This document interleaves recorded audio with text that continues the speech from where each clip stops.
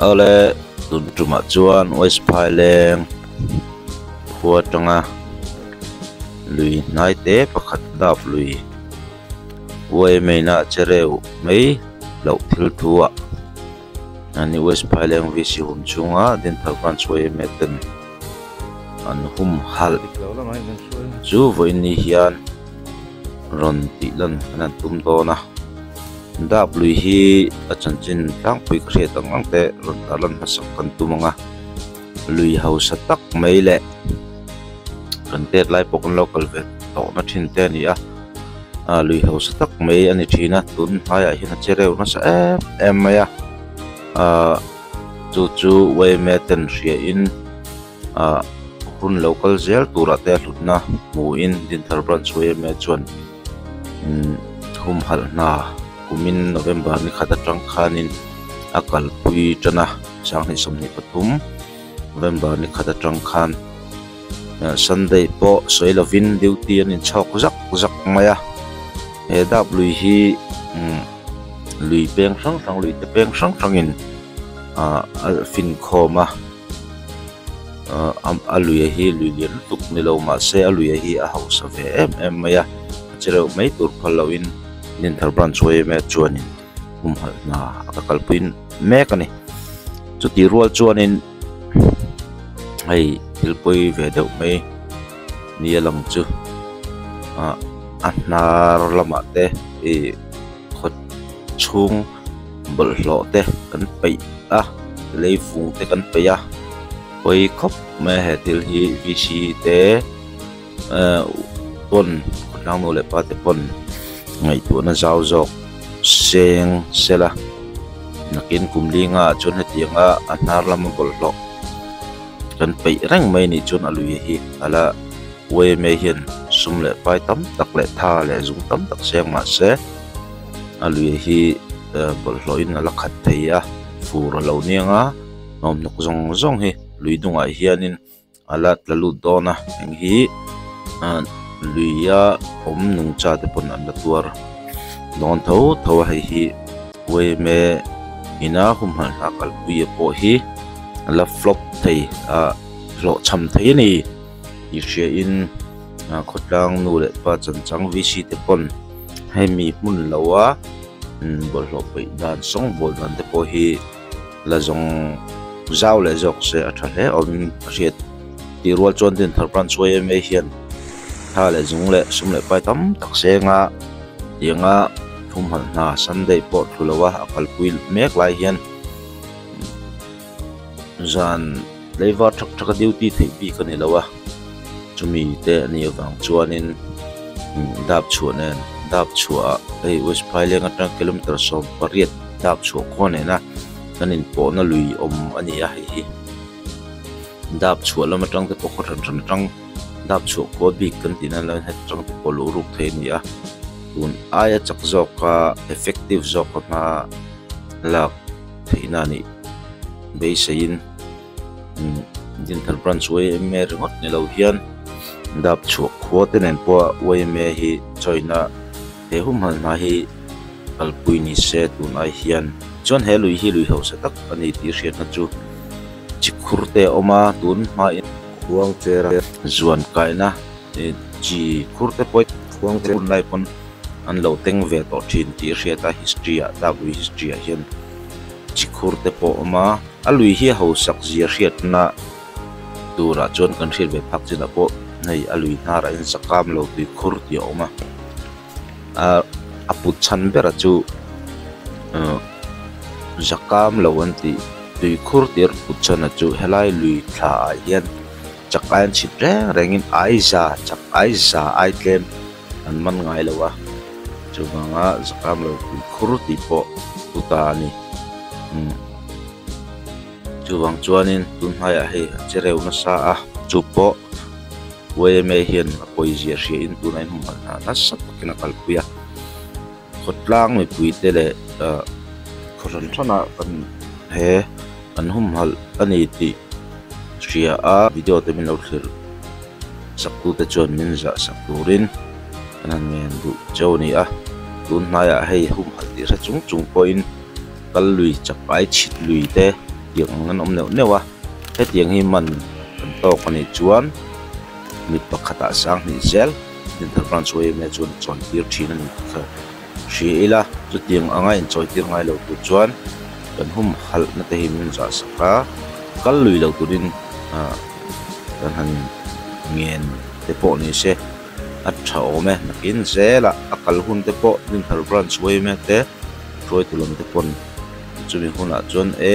kalang u i ang season te po asa ngapun dan zrin an la ron siam zel tura ngai ta chu ti ni lawa du huna kan kala tur hong te kan thai rang mai ni chun he lui poimo tak west phai leng de pa lui kan nei khode te lui tha tak mai kan nei hi chereu me yang ti te po hi a lo ma tun aya chun la hum hal deu turin kanen fui du ani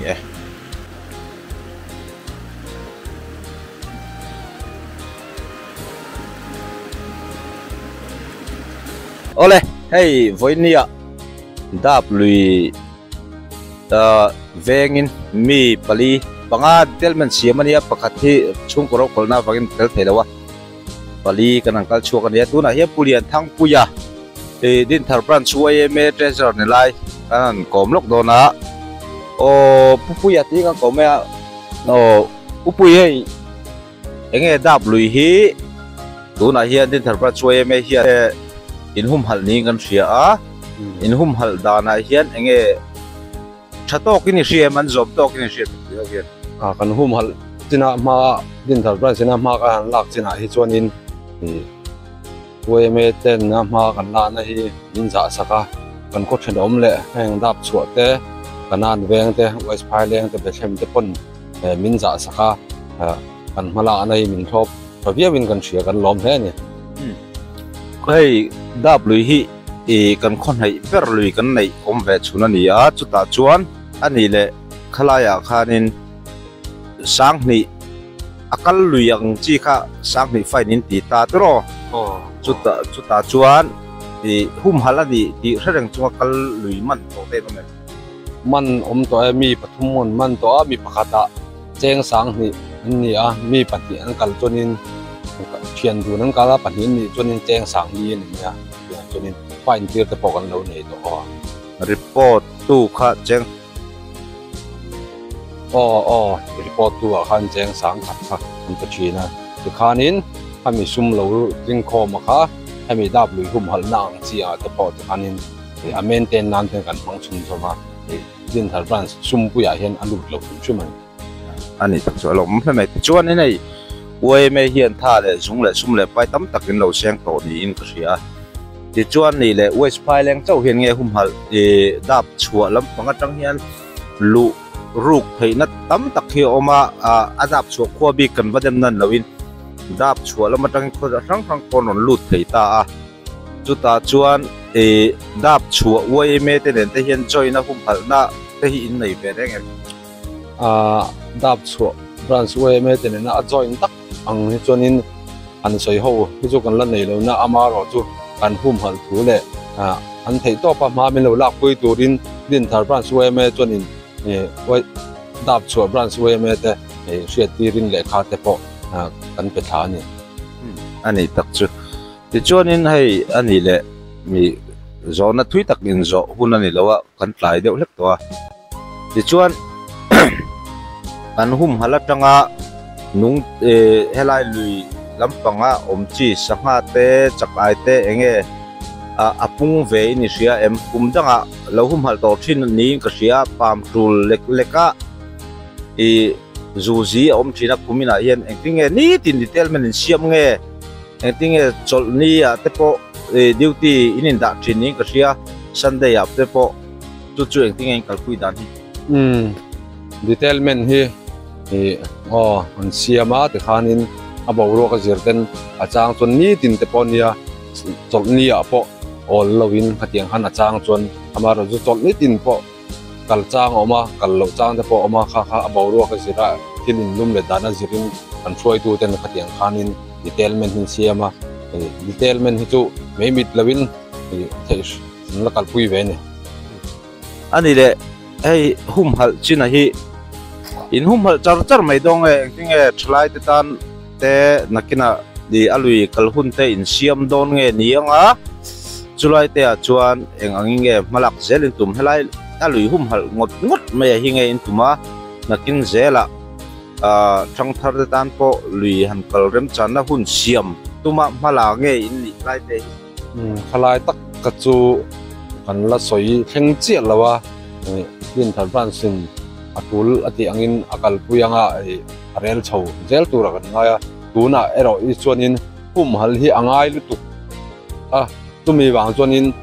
kan han hum hal top rongot thot maya ai hriat angin hum te thar trepa koi tu thar ten man la chho zela ga khami ang thang thar te ta na nung cha lo mu thei tu khopa kan hum hal lo ting ani chuanin kha chu suai tu ten atul angin ma an la chho zel tura ngai kan zona to beratanin kan zot le cha zona pakhathai ueme in sumle pai tam tapin lo seng to chuta chuanin alui nung cha ten hum hal rol hian visible lo pe na te le vung pe na te kin azir lo khop maya kan rong kal konga kan lo puwa I mu thau karinga hi kian lui ati chia in sia em elai vela hi enge king lai bol lo pe na te ki enge I mu dan alui dung chia achet pha thenin ka sia kai chuan ka mu danin king lai ki helai tha le jung le sum le pai tam tak lo siang ma ula nakin zela king lai bol lo pe na te kan film khurlawa le vung pe na te ken kan film khurlo tuna lui hi chedon thau thau ni na sia ta chulai te a chuan enge ngai tan toite a min se se lo me I mi zo na hi tin koi mo tak mai ani toite in chan kan tu manga ma ro chu chang toi thei lo mai thea khilaya bol lo pai na an siam tir phat atang khianin chutilai chuanin ni sanitation a hruai tu kan ni lai ni kan BCP ina te po kan lenga OMA section ang te pon ni section hruai tu kulan ma chuna ha sel nen pon kan lenga complain ni chuang lawin entin nge lui keng thalau hian ti dan om theim ti ten kan soi puya atira bol hlo paina an siam khi an siama khianin lui keng lawin a hung na an siama chu bol hlo te yin thar bazar hi bol hlo atam em chuanin bol hlo an pai khanin a hung an siam kha ati cheta khian lui khi a thleng ta chuanin kan VCP po alo in hong khop maya ati dan tu te kan soya amaro chu mun dang pai na te po kan zonga OMA ang te pon committee te pon kan ngai tua pai na tur dang hi kan zonga kan mu chuang lawa amaro chu kan ram kal chho tang kan na in khopui fai in elna te kan tel chho chu ha ta chuanin hai bol lo song bol na lampang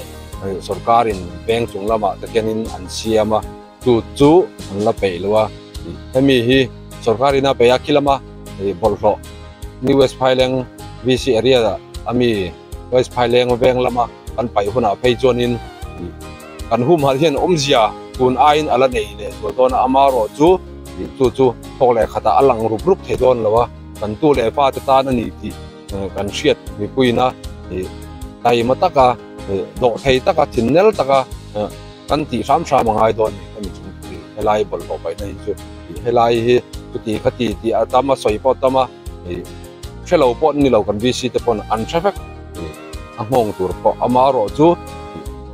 helai a lo hian pai na tang kan nei lo wangin mun nang han zonga aram nei tu ten ale lampang nan phala mi zo chu ram kanin ri dan pora te ni ta tumi a chonin akor le lama mi nan phal lawa le lama mi nan phala pakhat chawina phal khan om jen nei lo an pan hian phal don ngai wangin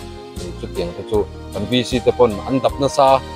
an thei topin an dap ma te pon lan na sa ni amaro chu an hu mai lawa tuna sarkarin rom manna asiama West Phaileng lama bol ho paina takina mun thatak la nei don ni tumi huna chonin kan tan ko la enga ale I hunu tak pe chung ko lo me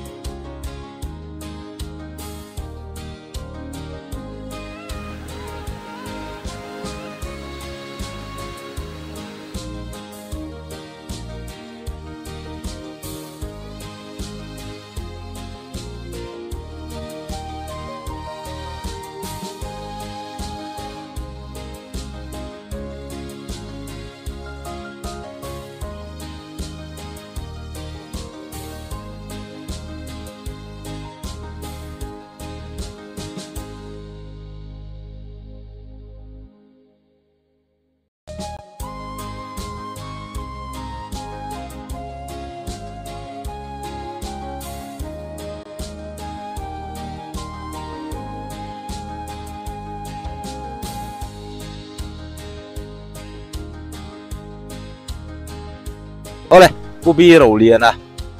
din thar branch YMA executive ECM member ni lai chu tuna hian ai voina kan duty ho lo me kan belenga kom kan tum le ei tuna hian W ya hian W ho sakna hi kan nga ve coping ka he tun mai kuang cher te pon chi ten teng vening kan sia enge W ho sakna sang sang hi nakin sang thar te lo zel tu te pon an la shet vetan o mai shet W ho sakna sang sang nei ve ni shet mà sai na long khop mai hay thì voin kan duty na branch OB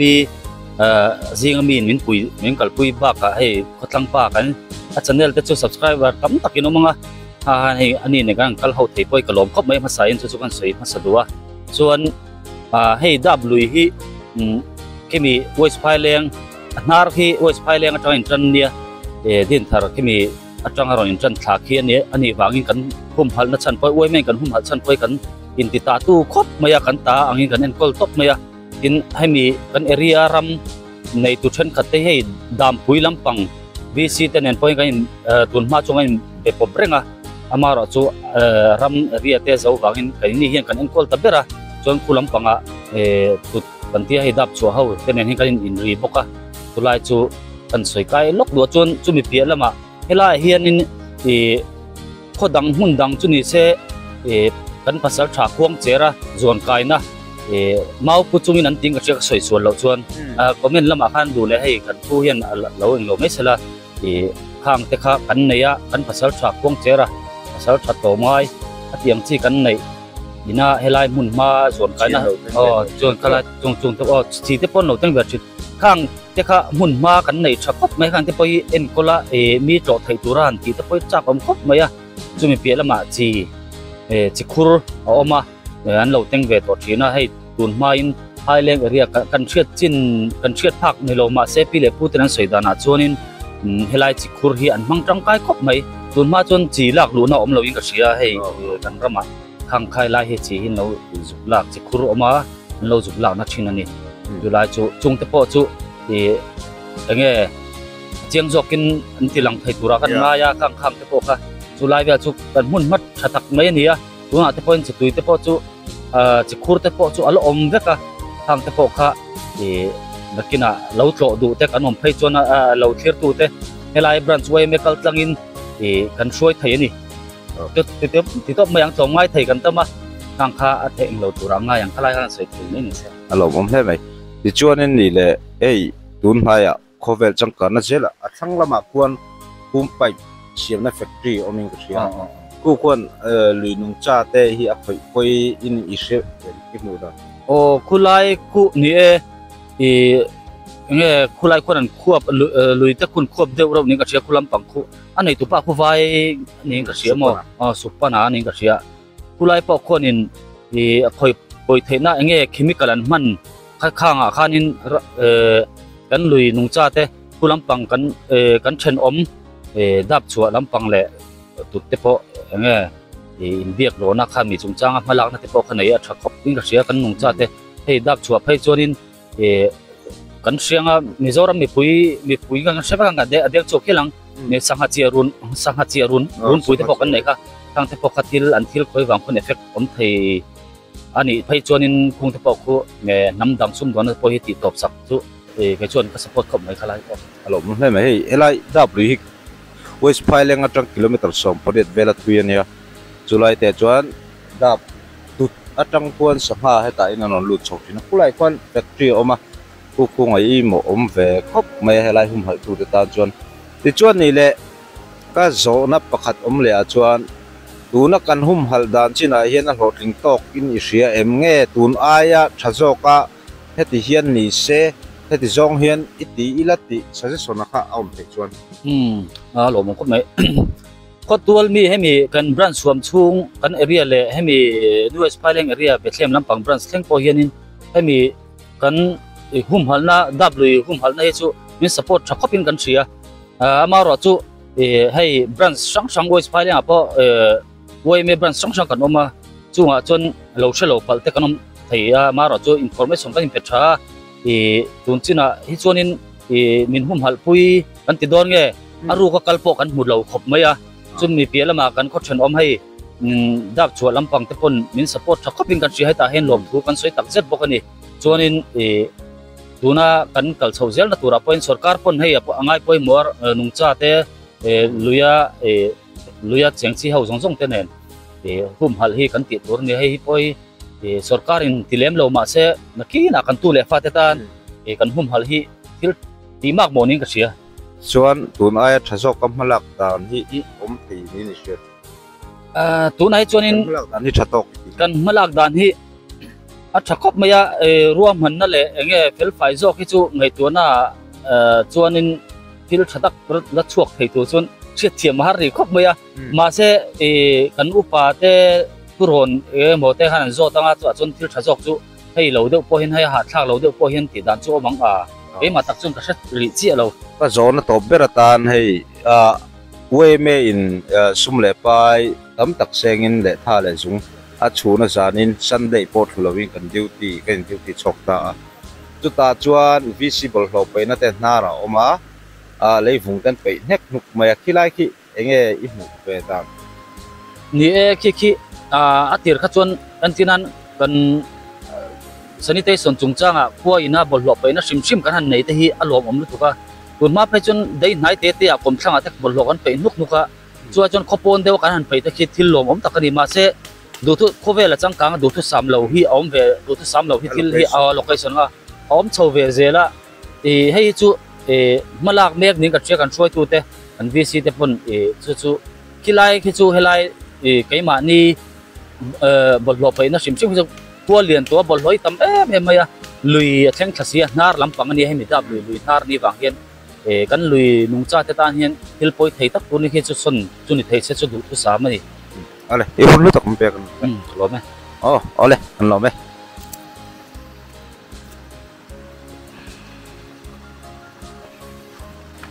hei hi ni thar branch we me treasure the line ni voina chome tura aron ken hi sum nei vak lo nge branch we me hian dal ke ji chan ve mi dal ke ji chan ve le marcha mi pali ngan ai do ni voina saron keng lo tat mai na takin voina duty ten kan dem mani hei hi